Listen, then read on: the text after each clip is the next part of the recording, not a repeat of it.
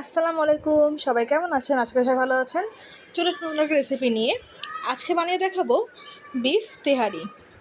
তো এই আসছে ঈদে কিংবা অতিথি আপ্যায়নে আপনারা কিন্তু আপনার খাবারের টেবিলে স্টার আইটেম হিসেবে এই রেসিপিটা ট্রাই করতে পারেন। আমাদের প্রতিটি স্টেপ ফলো করবেন, তাহলে এরকম পারফেক্ট বিফ তেহারি বাসাতেই তৈরি করতে পারবেন। দেখেন কতটা ঝরঝরা হয়েছে এবং সেই সাথে ফ্লেভারফুলও। তো চলেন পুরো প্রসিডিওরটা দেখিয়ে দিই রান্নার। তেহারি তৈরি করার জন্য আজকে আমি রাঁধুনি ব্র্যান্ডের রেডিমিক্স যে মশলাটা সেটা নিয়েছি। আপনারা চাইলে অন্য যে কোনো ব্র্যান্ডের মশলা ইউজ করতে পারেন। তো এর প্রথমে আমি নিয়েছি 2 কেজি মাংস। আজকে আমি বিফ তেহারি তৈরি করছি, সেখানে গরুর মাংস নিয়েছি 2 কেজি। অবশ্যই চর্বি এবং হাড্ডি সহ মাংস নিতে হবে। এবং তেহারির যে মূল উপকরণ অর্থাৎ সরিষার তেল, এখানে আমি দিয়ে দিচ্ছি সরিষার তেল 250 ml। এখন দিয়ে দিচ্ছি পেঁয়াজ কুচি 1 কাপ।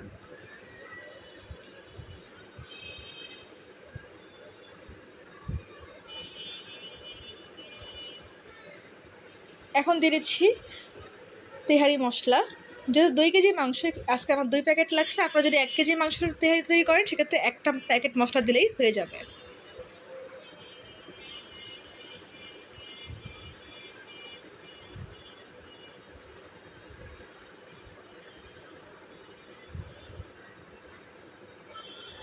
এখন দিয়ে দিচ্ছি আদা বাটা 1.5 টেবিল চামচ,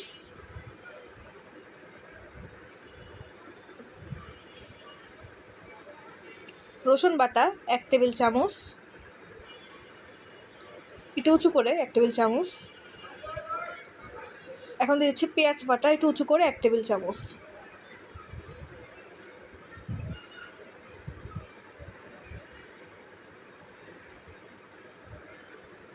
এখন দিয়ে দিচ্ছি লবণ স্বাদ মতো।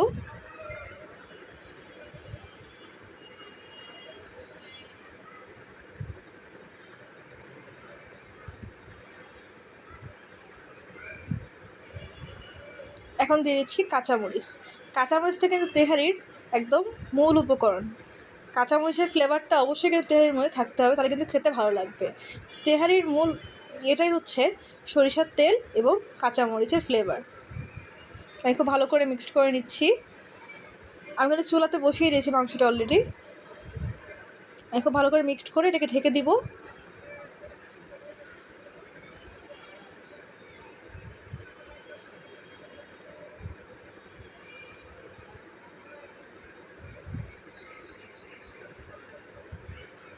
এই যে আমি 3 থেকে 4 মিনিট একটু নেড়ে চেড়ে নিলাম।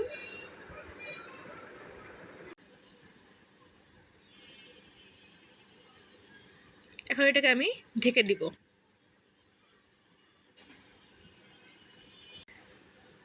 দেখেন কিছুক্ষণ পর চেক করতে আসলাম, মাংস দিয়ে কতটা পানি ছেড়েছে। আমি কিন্তু একটু পানি দিইনি, এখানে সম্পূর্ণ পানিটা কিন্তু মাংস থেকে ছেড়েছে। তো এই পানি দিয়েই মাংসটাকে আমি সিদ্ধ করে নেব। তবে আপনার যদি প্রয়োজন হয় এখানে পানি অ্যাড করে মাংসটাকে সিদ্ধ করে নেবেন। নেড়ে দিলাম। এখন এটাকে আবার ঢেকে দিচ্ছি। কিছুক্ষণ পর আবার চেক করতে আসলাম, পানিটা অনেকটা শুকিয়ে গেছে, এখনও যথেষ্ট পরিমাণ পানি আছে। আমি কিন্তু এখানে কোনো পানি অ্যাড করিনি। মাংসর যে পানিটা বেরিয়েছে সেই পানি দিয়ে মাংসটা সিদ্ধ হয়ে গেছে। আপনারা যদি লাগে এখানে পানি অ্যাড করে মাংসটাকে খুব ভালো করে সিদ্ধ করে নেবেন। আবার ঢেকে দিলাম। আবার চেক করতে আসলাম, দেখেন পানিটা অনেকটা শুকিয়ে গেছে এবং উপরে তেল ভেসে ভেসে আসছে। আমি এই পর্যায়ে মাংসটাকে খুব ভালো করে কষিয়ে নিচ্ছি। পানি শুকিয়ে যাওয়ার পর নেড়ে চেড়ে 10 থেকে 15 মিনিটে কষিয়ে নেবেন এবং মাংসটা সিদ্ধ হয় প্রপারলি এটা মেক শিওর করবেন। এই দেখেন আমি 10 থেকে 15 মিনিট কষিয়ে নিয়েছি। সম্পূর্ণ পানি শুকিয়ে যে তেল ভেসে উঠেছে এবং মাংসটা প্রপারলি কুক হয়ে গেছে।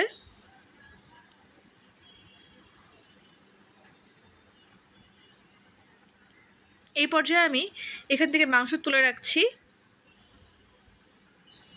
মাংস তুলে রেখেছি, অল্প কিছু মাংস আছে। তেল মশলার মধ্যে এখন আমি চাল দিয়ে দিচ্ছি। তো চালটাকে এখন আমি তেল মশলার সাথে খুব ভালো করে ভেজে নিব। এতে করে চালের মধ্যে তেহারির যে মশলাটা ভাজার ফলে একটা সুন্দর অ্যারোমা কিন্তু চলে আসবে।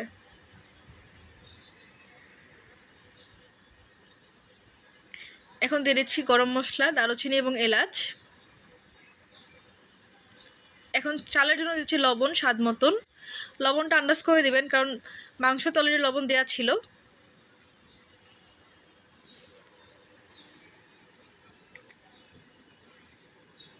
দেখো ভালো করে চালটাকে ভেজে নিচ্ছি টাইম নিয়ে।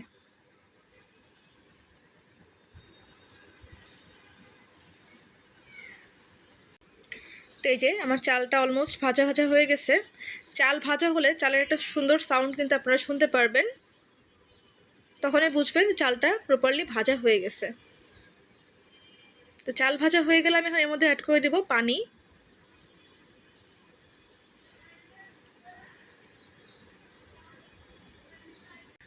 তো পানি দেওয়ার আগে মনে হচ্ছে এখানে আমার চালটা আটবে না, এই জন্য আমি এখানে হাফ হাফ করে নিচ্ছি, আরেকটা শাড়িতে শিফট করে নিচ্ছি অর্ধেক চাল।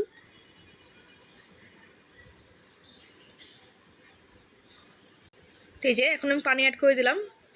এখানে আমি কুসুম গরম পানিটা ইউজ করেছি। তো প্রতি পোয়া চালের জন্য 2 কাপ করে পানি লাগবে, সে আন্দাজ করে আপনারা পানিটা নিয়ে নেবেন। একটা চালে এরকম পানি লাগে, পানির পরিমাণটা কম বেশি লাগতে পারে আপনাদের। তো যেহেতু 2 কেজি চাল, এই জন্য আমি চালটাকে হাফ হাফ করে নিয়েছি, যাতে প্রপারলি চালগুলো কুক হয় এবং অতিরিক্ত নরম না হয়ে যায়, অতিরিক্ত শক্ত না থাকে।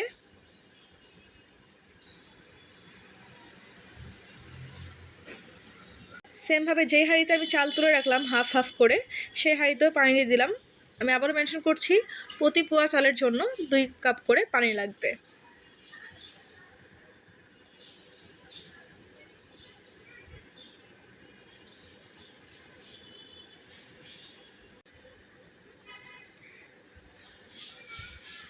এই পর্যায়ে আমি মধ্যে অ্যাড করে দিয়েছি শাহি জিরা 1.5 চা চামচ,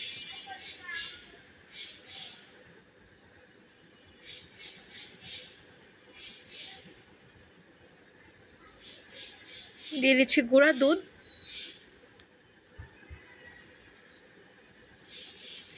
2 চা চামচ,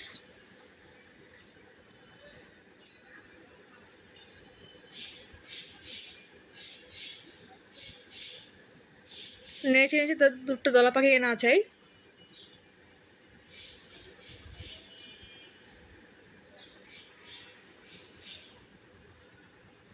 এখন দিয়ে দিচ্ছি চিনি 1/4 চা চামচের একটু বেশি। চিনিটা অবশ্যই অ্যাড করবেন, এতে করে এই যে পানি ফুটতে শুরু করেছে।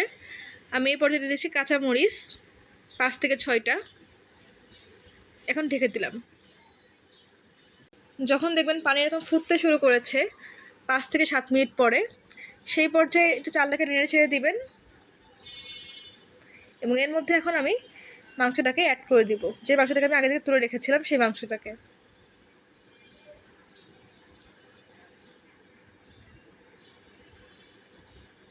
তা মাংস অ্যাড করে দিচ্ছি। তা আমি যেহেতু চাল 2 হাঁড়িতে ভাগ করে নিয়েছি, সেমভাবেই আমি বাকি আরেকটা হাঁড়িতেও একটু পানি ফুটে উঠলে এর মধ্যে মাংস অ্যাড করে দিব।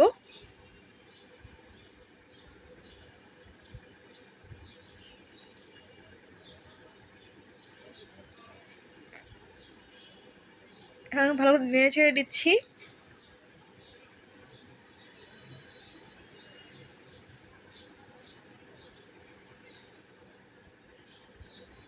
চুলার ফ্লেম কিন্তু এখন মিডিয়াম থেকে একটু লোতে থাকবে। ঢেকে দিলাম। আমি কিছুক্ষণ পর চেক করতে আসলাম, দেখেন পানি অনেকটা শুকিয়ে গেছে, বাট এখনও পানি আছে এর ভেতরে। আমি আরেকবার নেড়ে ছেড়ে দিচ্ছি।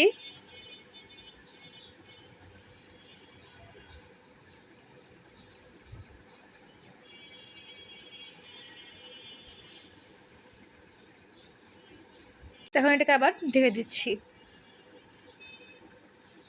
আমি কিছুক্ষণ পর আবার চেক করতে আসলাম, দেখেন পানিটা একদমই শুকিয়ে গেছে। এই পর্যায়ে আমি এর মধ্যে অ্যাড করে দিচ্ছি কেওড়া জল 1 চা চামচের একটু বেশি। অবশ্যই কেওড়া জলটা দেওয়ার চেষ্টা করবেন, এতে করে সুন্দর একটা ফ্লেভার কিন্তু পেয়ে যাবেন। আমি আবার চালটাকে ভালো করে নেড়ে চেড়ে দিচ্ছি, এতে করে কেওড়া জলের ফ্লেভারটা পুরো রাইসের মধ্যে সমানভাবে স্প্রেড হবে। চেষ্টা করবেন অবশ্যই কেওড়া জলটাকে ইউজ করতে। তো এই পর্যায়ে আমি চুলার আঁচটাকে একদম লো করে দিচ্ছি এবং এটাকে দমে রাখছি আরও 10 থেকে 15 মিনিটের জন্য। দেখেন 15 মিনিট পরে আমার তেহারি কিন্তু একদম রেডি। দেখেন মাশাল্লাহ কতটা ঝরঝরা হয়েছে এবং সেই সাথে ফ্লেভারফুলও। পুরো বাসা তো তেহারির বাসনায় একদম মম করছে। আমি এখন এটাকে নামিয়ে নিচ্ছি চুলা থেকে।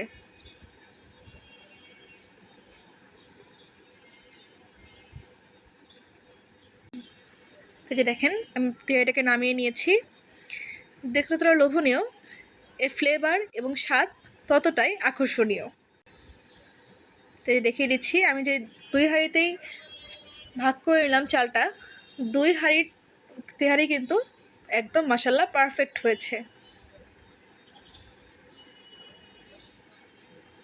এই যে দেখেন আর একটা হাঁড়িতেও কিন্তু তেহারিটা একদম ঝরঝরা হয়েছে।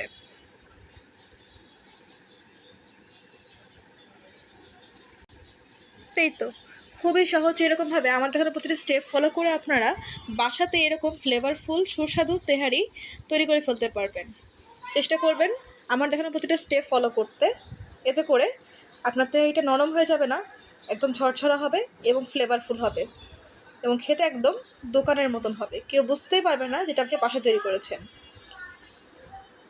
অন্ততপক্ষে একবার হলেও আমার সাথে ট্রাই করার অনুরোধ রইল। তাহলে এখানে এটাকে পরিবেশন করে নিচ্ছি।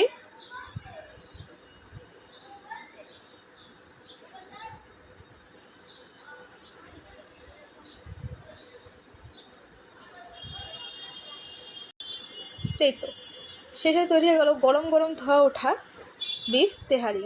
তা আসছে ঈদে কিংবা যে কোনো সময় অতিথি আপ্যায়নে কিন্তু আপনারা এই রেসিপিটা ট্রাই করতে পারেন। গ্যারান্টি দিতে পারি সবাই আপনার রান্নার ফ্যান হয়ে যাবে এবং বারবার অনুরোধ করবে এই তেহারিটা আপনাকে তৈরি করে খাওয়ানোর জন্য।